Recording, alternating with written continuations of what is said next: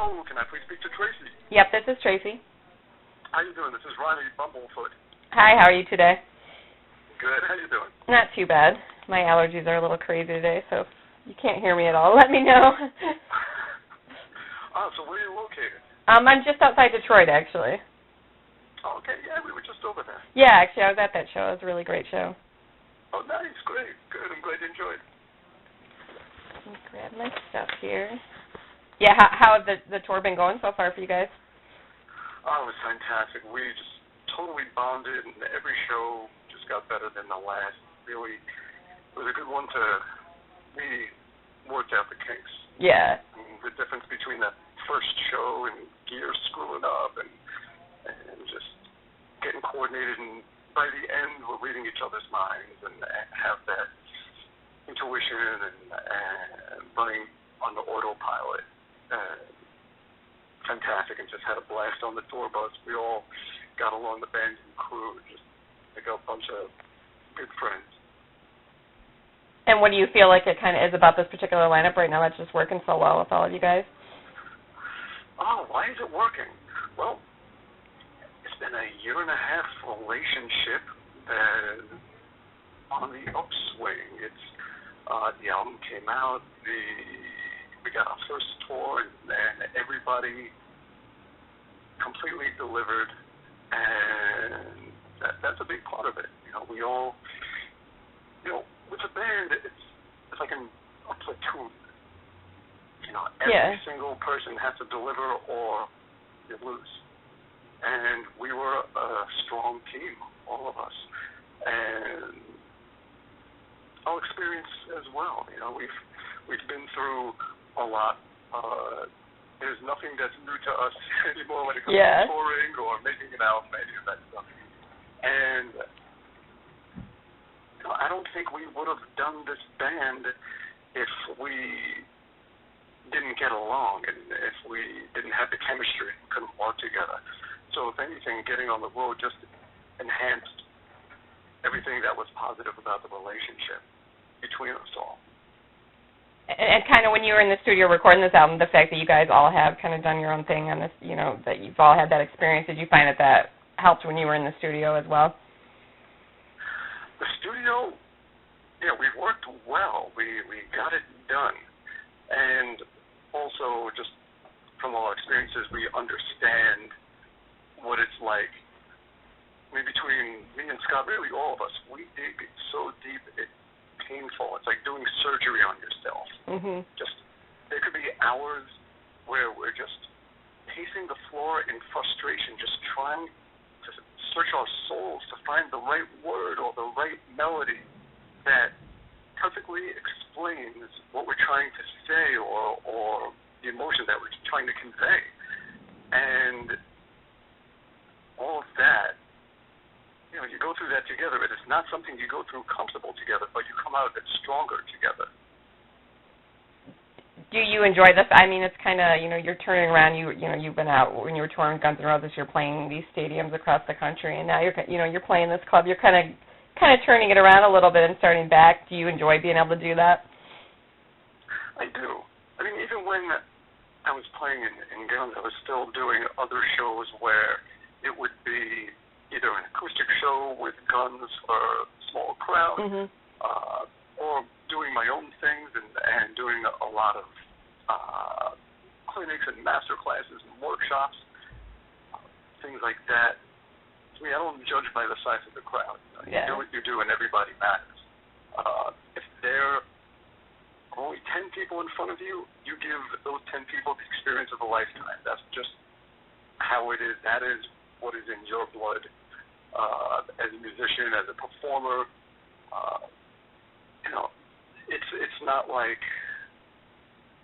if anything, honestly, I enjoy the little shows better because they're personal. Yeah. And you lose that when there's a big barrier separating everybody and the people at such a distance. You try and throw a guitar pick to them, and it blows away in the wind. That sucks. When you can just smack people's hands and hand them stuff. A lot of times at my own shows, I'll pull people on stage, or I'll just jump into the audience and play right in the audience.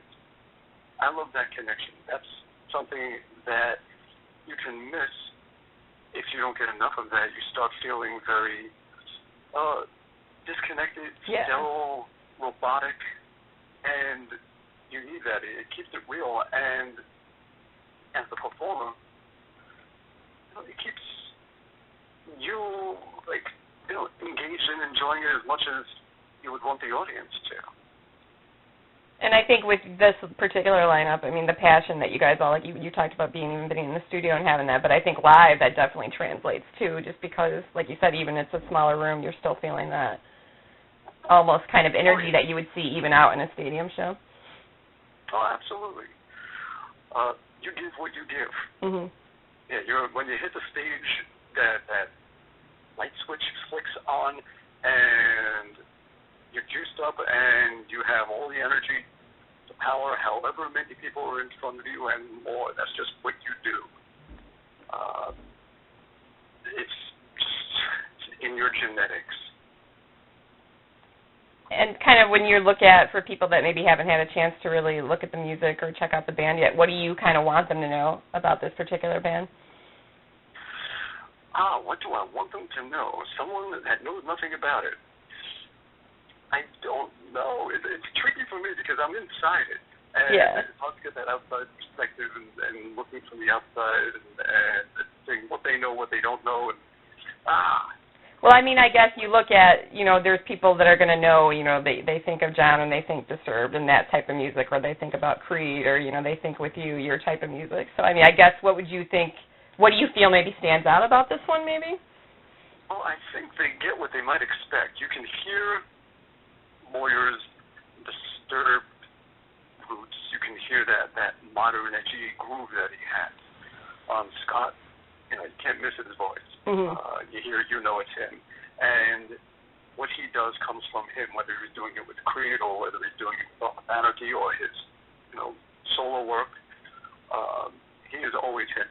He's true to his identity, and he integrates that, or it becomes integrated into whoever he's playing with and the music that they're making. With me, the same thing. I kind of, we all play for the song. The song comes first, but we're also the ones that made the song and make it sound like it does. So ultimately, if I could just strip away all the nonsense and blabbery that I'm saying, we're just being ourselves, and we're doing it together. And that combination, what you would imagine is what it would be. I always think of it like food. I always think of music like food. And that the people in a band are like spices. And a particular dish is just going to have that flavor, those spices. Like if one person is salt, one person is pepper, one person is brain fart, can't think of another spice. Name a spice. That's a good question. I'm blanking right now too, but it could be cayenne pepper. It could be coriander, nutmeg, parsley, sage. Okay, now I'm thinking of a bunch. Right, but whatever it is, now I'm getting hungry. You put those together, you could taste each of those flavors, and when you put them together, it's going to taste like something that you can't get from any other spices. That's how bands are. Yeah. And each one is unique. Every band is unique because of those individual members that only come together that one time in the universe in that way. And that's what we love about bands. That's what I love about bands. And the stronger those flavors are, the more you can taste them, the more it just revs you up. That's what I loved about Kiss when I started playing music. I heard Kiss when I was 5 years old. That's what made me want to make music, because it was just such intense personalities all coming together. The same with the Beatles. The same with any band that you love. I would say it's like a combination of spirits that become greater than anything that one person can ever give, and that unified thing, it just energizes and lifts our spirits, and I know I sound all hippie-ish, but it's true. It is absolutely true. So what should people expect, or what do I think people can expect, or what we sound like, or we just sound like us. And if you know us individually, you put us together, it works. Yeah. And I was going to say, in your life, so I mean, obviously the Madness is out, so the fans kind of know that one. So that one was really going over really well. But for you personally, is there a particular track that you're enjoying playing the most on stage right now? Different ones for different reasons. The guitar geek in me loves fancy solos like Somber, Echo of a Scream, Afterburn. Mm-hmm. And then when I just want to really lose myself in a song, it could be Won't Let You Down, Changed Man. Each one has something. Yeah. So what is my favorite right now, this moment? A lot of times I say Won't Let You Down, but it could change. Yeah. Yeah, and that's the thing about songs. You know, they're a soundtrack to whatever you're feeling. So whatever you feel at that time, if it could be 1,000 Degrees, could be Dance with the Devil, depending on how you feel. And I think that's a sign of a good album too. I mean, when you feel from night to night, there's something different in each one too. Very cool. And just for kind of moving forward over the next few months or so, what do you guys have coming up after? I know you got a few. I think the dates just through this week, right? Yeah, coming up the end of April, yeah, 29th at the M Resort in Las Vegas, headlining the Saturday night of Rock into Spring. Mm-hmm. So we're doing that. Then we jump on an early morning flight, and we go out to South Carolina, and we play opening for Day to Remember at a 98 Rock Festival. Charleston, South Carolina. And then after that, I'm going to join Scott on a solo acoustic tour, and we're going to run around the country together. And as soon as we finish that up, hopefully there's a slew of more Art of Anarchy shows. I am doing, in early July, there's a week-long music camp that I teach at, called Corfu Rock School, Corfu Rock School. And Corfu is an island in Greece. So for 1 week, you get to go to a beautiful Greek island. We hang out and make music and talk about music theory and songwriting and distribution and promotion and publishing and vocal technique and recording. And we learn songs and we go out and play together around the island. That's awesome. So there's a week-long music camp. That's CorfuRockSchool.com. So that is in early July, July 4th to 11th. And then after that, hopefully we jump right on the road, and Art of Anarchy has shows. I'm hoping. You know, we're at the mercy of promoters, booking agents, and all of that. So it is in their hands. Our fate is in their hands, and hopefully we can be playing everywhere and all the time. And I know you seem to always have so many different interests and so many things going on. How do you find the time to really balance everything? Juggling. Yeah. You become a very good juggler. And most musicians are very good jugglers.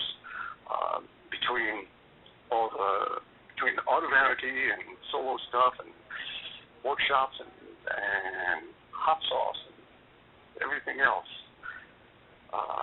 You just become a good juggler, and you know when you need to carry a ball a little longer and when you need to let a ball go.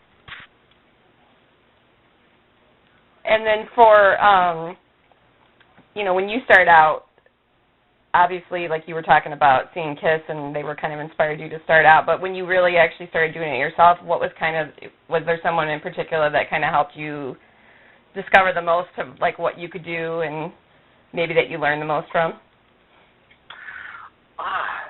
Well, when I heard Kiss at age 5, I knew that that's what I wanted to do with my life, and by the age of 6, I was doing it.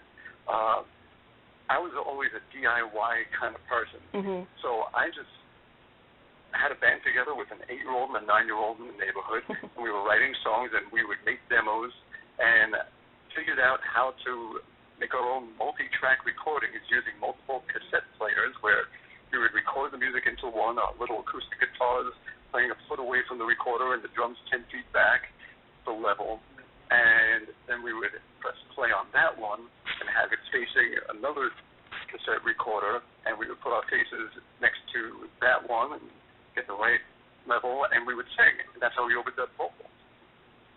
And that's how we made demos. And I would hand draw merch. We would hand draw the big logo of our band and hang it on the back wall in the basement, and I would spend on show day all day cutting up little pieces of paper into little bathroom paper cups and making cups of confetti for the audience to throw in the air at the end of the show.